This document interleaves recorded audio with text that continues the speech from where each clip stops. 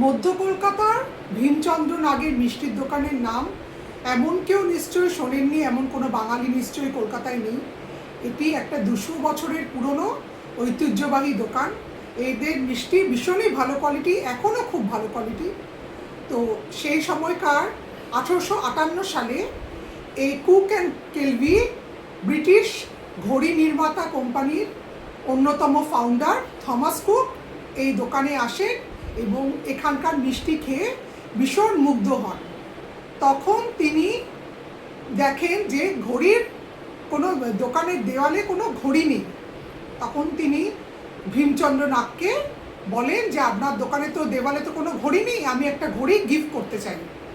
তো তখন ভীমচন্দ্র নাগ বলেন ঠিক আছে, আপনি ঘড়ি গিফট করতে পারেন, কিন্তু ঘড়িটা যেন বাংলা হরফে লেখা হয়, কারণ আমার দোকানের কর্মচারীরা রোমান হরফ বা ইংলিশ হরফ পড়তে পারবে না।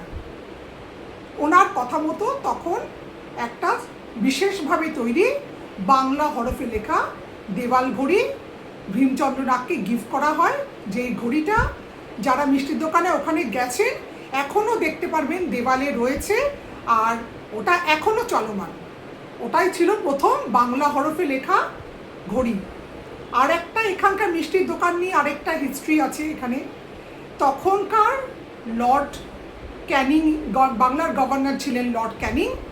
তো ওনার স্ত্রী লেডি ক্যানিং একবার এই দোকানে যান এবং একটা ভাজা মিষ্টি খেয়ে ওনার ভীষণ ভালো লাগে। তো তখন ভীমচন্দ্র নাগ ঠিক করেন যে ওই ভাজা মিষ্টিটার নাম ওই ওনার অনারে লেডি কেনি বলে নাম নেবে। তখন থেকে লেডি কেনি মিষ্টি তৈরি হয়েছে।